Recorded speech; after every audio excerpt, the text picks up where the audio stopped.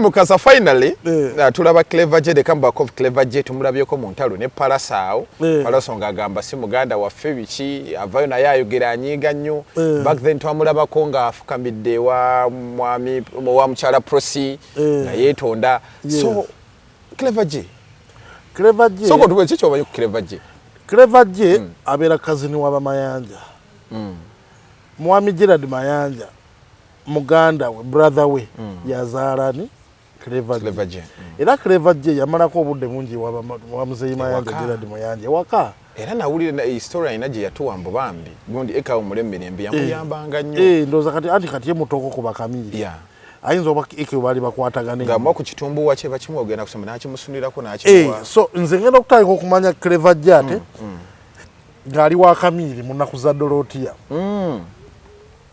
Nga yarabira Aira Mayanja. Omujukiro mwana kamiro mukuru mumanyi awo yabire ekibala kyaffe watagala kyakola buli kamiro yakubanga kutukutunga alingiza asimula bwalingiza naye mwana omugezi kutukutunga omusajja okakaranga ekibala akibbye ng'ate naali eri akikuba kati tabbira mu kibala kyokka n'ennyimba n'empandiika ennyimba bw'owulira replicate ya kamiri 2 n'akaawo kyoba kamiri bwe yanyiigamu nze saamunenya Kamili ya nyinga. Kamili ya itali happy. Kuba toso kiriza muntu kopa style yo nga bwe yagikopa. Na abantu batali kopanga abagalo pangisa Kamili. Ngaga no million no chameleon. No million no chameleon. That time. Yatandika ekintu no million no chameleon. Star. Era obato jirina nga bayimira mitwala 5 3 yekakadde. Kati omukulu najja nga ayimbe kiringa. Nadda ye kwasa ate West Nile Camilla yamala emyaka katagenda nyingi ng'omukulu yakuba ng'omukulu akakatolya ono kasigale Kampala fe tuletona webbe ennungi akuba ekiringa omusajja alina okubanga tali happy era simunenya oli bw'alijja mu business yo ne Clever J alina okyusaamu ko naye yakikubanga bwe kiri bamugenda mutegekera ekivulubajja bagenda mutegekera akyetaaga Katonda muyambe musajja mukozi nnyo namulaba abadde naye jinjao ku kituudane performance yenga ya buli kimu talina kyalekera musajja era ffe twalibeera ekirimu nti oba Abba Mayanja anasikira ki yabula twala bulamu n'entambula yali agitutte right Okasa era Abba Mayanja aizo kakala talina kyasikidde nga Clever J byonna bitutte naye akola bulungi n'amwejjako obulamu nawe yali ajja butwala bonna baya buli tebakwataganira ndooza paka kakati Paraso yavaayo nnyo okwogera mbono biki anti Kamili takyayogera Kamili takyayogera naye namulabe alina weeyogeredde zino gundi zino oli omuvubuka yakoze akaloboozi nga muimitatinga ku bintu byali enski ga yeetonda na complaininga na kuchine ekyabano simanya yanga lutalo yanga n'ekintu mukasa tuchogereko tumalirize bino byanga gundi byonna magege era kati abana balina copyright bamala budde you cannot be a young Maddox for example ngokopa nyimba za Maddox ozozaamu that is copyright infringement era tekali kwata kati wali go nabe yakopanga moze ngambala n'ebikomo iyo yaddawa osimanya ati moze bwe yafa abana halina kufa muze wabata kyaliwo kati atono koppa kakati nno waliwo walutalo n'akatwagira yasala ne China kiwalata naye yakisala na mubwali waliwo abantu bakola ebintu waliwo n'akoppa Bobby Wine oba waliwo bangambye omulala ngite walaba ku kivulu kyali eriskini kati bayimbanga babiri nga Bobby Wine wajja baseka bwe bati Kamili wajjanga bamukuba obucupa olaba ebintu ng'ebyo si bituufu let people be original ate abana ba TikTok batandise ebintu ebyo I think buli mwambira original kola atyo uwo tolipira kwoli osota nkango mugegenya no ino finding a level yo nofuka artist yetongodde ngagwe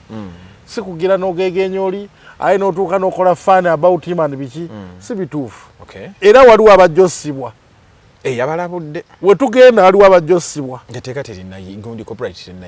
copyright yayite teka lyayita dda Idal man cha pushing a nongo sereza incorporate digital media. Nenga teka lyayita da mu 2006. Era jeriri. Olokubanga policing yali enafu. Tekibalima teriyo. Jeriri. Just bagala kumyumyula. Just bagala kwongera kuba kati wede bino callback tunes biki. Tebyali involved. YouTube biki tebyali. Kati bagala binabi involving. Omuyimbi afuna akake. Buli gwake bekozesedwe bula jebiri. Ne Kenya no webiri. wano webitali wano bukyali obuzibu police ng'ekyaleese obuzibu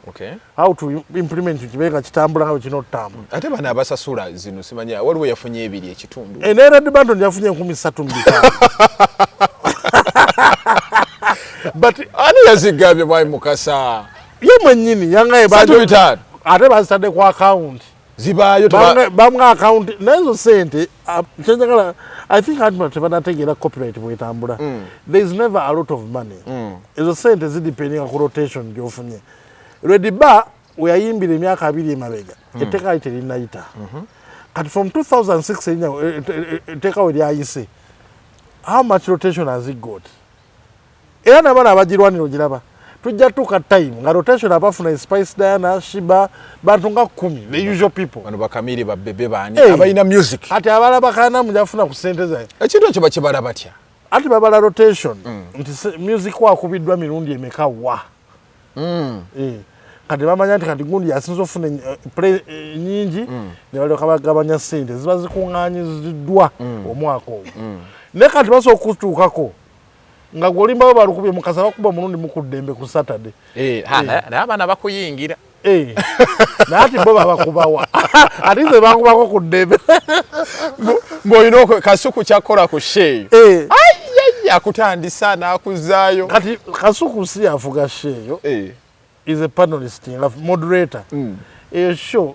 erwaningibwa ddembe nalaba ani yali aŋŋamba nti yali gravity yali waliwo yali aŋŋamba nti si gravity si gravity waliwo omuntu yali agamba kati oyo bamukuba ku ddembe kokalemu agwe bakubawa wagwogera n'ogamba tolina nabwe bakuba nze wakiriko bankuba ku ddembe ate tebalina otegeera nti media houses tosobola zikubako zonna ne bafunamu emibiri 3 nga zikuba mu America bwe kiri you cannot play across all media 360 ne bwofunamu stations muli state ng'emu stations nga ziizo zikumala okukola hiti teweetaaga kuba buli wamu era tosobola kikola naddala kati mu mbeera ya media ya Uganda nti olina okuba ng'oteekayo onosasula sente meka kubanga oteeka akasente abo tokaagala kati awo just bantu bakuno ku online abaleeta ebintu ebyokwogera banyumirwe tobonaabona naabo naye Mukasa abantu bakwagala naye kitutte ebbanga munantu nga bali tebanjagala ate wali okubanyora sigundi principle kale principle yayagaza abantu gwe mukyalo gwogenda okukoza principle yamukwagaza batuleke batute tweyogerere ebigambo emitwe gino si box tulina opinion bw'oba oyagala opinion eyinza obutafaanana nayo tekitegeeza nti nkyamu gweoyagala principle omusinza nze nyinza okuba jasimulaba nga kyali naye nga naffe tulina enkolagana yaffe etafaanana nayiyo siina twala yiyo gy'olina naye peace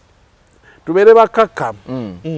Mwami Mukasa sibula abantu manye tetwagala kulemera nnyo ku bantu kasa show eba kinta buli kunyumirwamu ate ne mudda n'olulala n'ebyokwogera kati bamutwala byonna omulundi Red Bar musanyufu kamere Red Bar talina kuba musanyufu lwa nsonga olaba yaleese ebikadde yamuyamba okusooka osimanya okuyimba sima ekivulu kyali kya capital omuntu kasa atandika bw'ati yamutwalako n'ebulayi omulundi ogwasooka yeebale but again people transform Chameleone at that time Chameleone waleero abantu bakyuka ataddemu ate ebiraba bino fena twatandika n'abantu nze wenatandika bebe yali atandika twalinga wamu ne bebe yateekamu amaanyi mangi osinga so akolima nti bebe wandekawo nnyo nedda yateekamu sacrifices nene ku zange n'amaanyi ge yateekamu mangi kyekimu ne Kamiri yakyusako mugundi mu formula ayina kyeyali alama oba nze nali nkola kunyumirwamu kufunamu katono ye ng'agiraba ejja kuba kali agirengedde wala so aleme kukaabakaaba adde akyalina studio wali Monster Records bagibalekera Ronnie Banton ali mu America naye weeri be bagibeeramu oyingira time n'okola ennyimba akola ennyimba banaziwuliriza zobba kuba hiiti nnyo alina rhyme zaakuba Mwami Mukasa sibula abantu abatulaba naye mwebale kubeerako nnyo ku mukutu Celeb Jazz mubeereko nnyo subscribe share eno channel nja kubeeranko olwa Sweet Vanessa mukwano gwange bambi omwana jangu bakulabeko ayinza obutayagala mubeere bulungi tujja kukwatagana olunaku olulala Mwami Mukasa weebale